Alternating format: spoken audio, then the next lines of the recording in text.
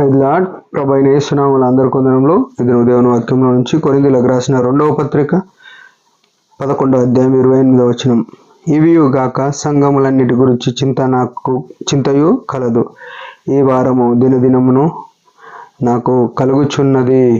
ప్రియమైన వాళ్ళారా, అపోస్తలుడైన పౌలు ఈ లోకంలో యేసుక్రీస్తు ప్రభువును అంగీకరించక ముందు తన ప్రయాణం వేరుగా ఉంది. దమస్కు యొద్ద శిష్యులను హింసించడానికి, సంఘమును హింసించడానికి, ఎవరైతే యేసు ప్రభు బోధ చేస్తున్నారో వారిని హింసించడానికి ఉన్న ఈ ప్రయాణము యేసు ప్రభు ఆయనను దమస్కు యొద్ద దర్శించిన తర్వాత తన ప్రయాణము మార్చుకొని యేసు ప్రభు వైపు వచ్చినాడు. సిల్వ రక్తంతో కడుగబడిన అనుభవంలోనికి వచ్చిన తర్వాత తన ప్రయాణము, తన అడుగులు, తన పరిచర్య విధానం మారిపోయింది. ఇక్కడ చూస్తే 11వ అధ్యాయంలో చాలా విషయాలు రాసినాడు. ఆయన ప్రభు పరిచర్య గురించి ఎంత ప్రయాసపడ్డాడో, ఇంకెవరెంత పడ్డారో తెలియదు, కానీ ఈయన మాత్రం ఒక పట్టిక, ఒక లిస్ట్ రాసి పెట్టినాడు.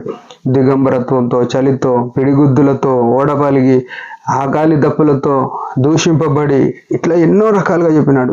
సంఘంలో ఆపదలు, బయట ఆపదలు, స్నేహితుల వలన పట్టణంలో ఆపదలు, అరణ్యంలో ఆపదలు, ఇట్లా ఎన్నో రకాలు చెప్పుకుంటూ వచ్చినాడు.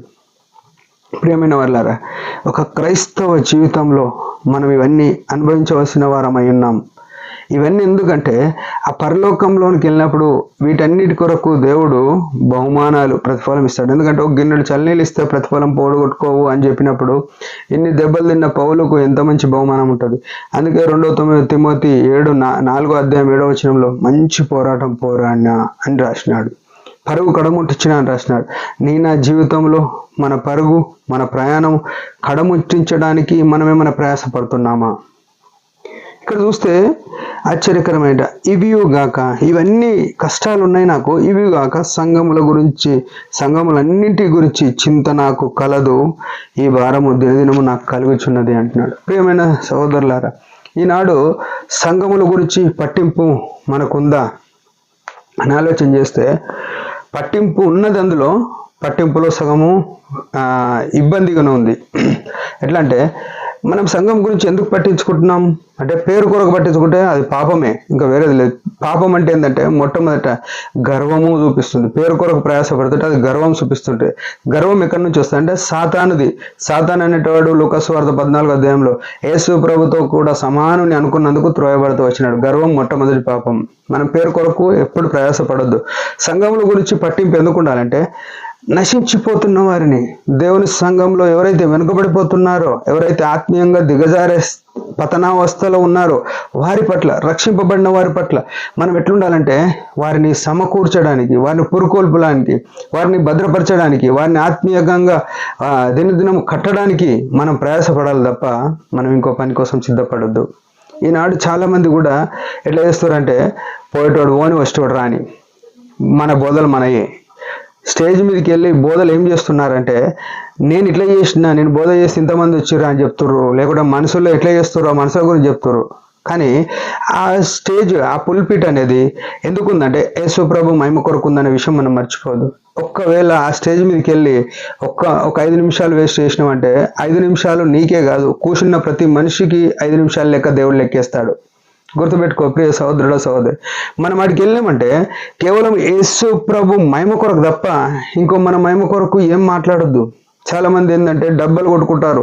నేను ఆడింత సేవ చేసి వచ్చినా, ఈడింత పరిచయం చేసి వచ్చినా, ఇంతమందికి బాప్తిసం. ఇది అవసరం లేదు కదా. ఇది కావాల్సింది సంఘముల గురించి, సంఘంలో నశించిపోతున్న వారి గురించి.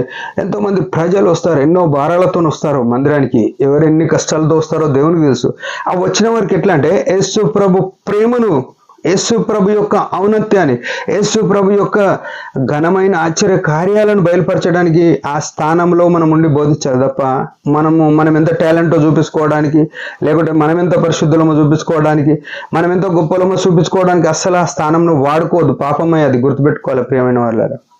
ఎప్పుడు కానీ దేవుని మందిరంలో బోధలు యేసు ప్రభు గురించి బోధించాలి. ఇక్కడ సంఘములన్నిటి గురించి భారం ఎందుకంటే, సంఘానికి వచ్చేటోళ్ళు మానుకుంటుంటే అది ఒకనాటి లెక్క నిన్ను అడుగుతాడు ప్రభు. ఎవరు మానుకోకుండా చూసుకోవాలి.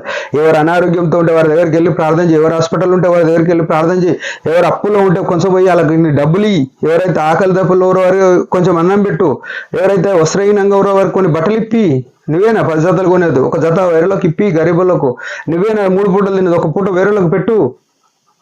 ఇది క్రైస్తవ జీవితానికి చాలా మేలుకరంగా ఉంటుంది. యేసుప్రభు అదే చేసినాడు.